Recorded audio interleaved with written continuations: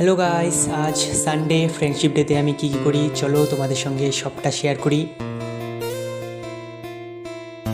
তোমরা সবাই কেমন আছো? আশা করছি সবাই ভালো আছো। তো আজকের দিনটা শুরু হয়েছিল রান্না দিয়ে।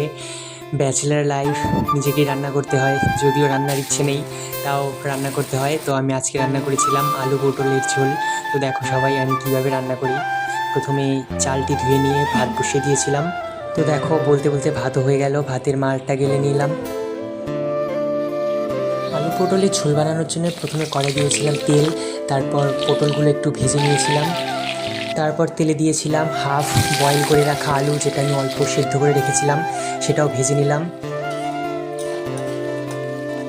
তারপর তেলে দিয়ে দিয়েছিলাম তেজপাতা, শুকনো লঙ্কা আর জিরে ফোড়ন, তারপর আদা লঙ্কা বাটা। মশলাটা ভাজা হয়ে গেলে তার উপর দিয়ে দেবো লবণ, হলুদ,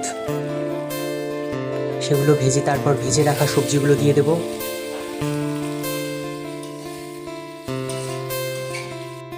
তারপর ওপরে একটু জিরে গুঁড়ো ছড়িয়ে দিয়ে তারপর দিয়ে দিয়েছিলাম জল। তোমরা যারা বাড়িতে রান্না করো প্রত্যেকে জিরেটা বেটে নেবে। আমি যেহেতু মেসে থাকি তাই আমার বাটার পরিস্থিতি নেই, তাই আমি গুঁড়োটা ইউজ করি, আর সব মায়েরা তো তাই করেন। তারপর ঝোলটা যাতে ঘন হয় তার জন্য কয়েকটি আলু নামিয়ে সেগুলি কালিয়ে দিয়েছিলাম। দেখো আমার ক্যামেরা খোলা হয়ে গিয়েছে, তো আমার তরকারি রেডি।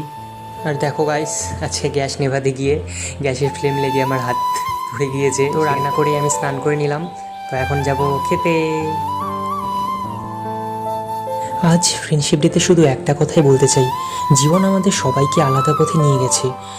কেউ কলকাতা, কেউ মধ্যপ্রদেশ, কেউ দিনহাটা, কেউ কোচবিহার। তবুও যেন কেউ কাউকে কোনোদিন ভুলে না যায়। দূরত্বটা শুধু শহরের হোক, মনটার নয়। সময় যতই বদলাক, আমাদের বন্ধুত্ব আর স্মৃতিগুলো যেন সবসময় আগের মতোই থেকে যায়। সবাই ভালো থাকিস। तेरी यारी को मैंने तो खुदा माना, याद करेगी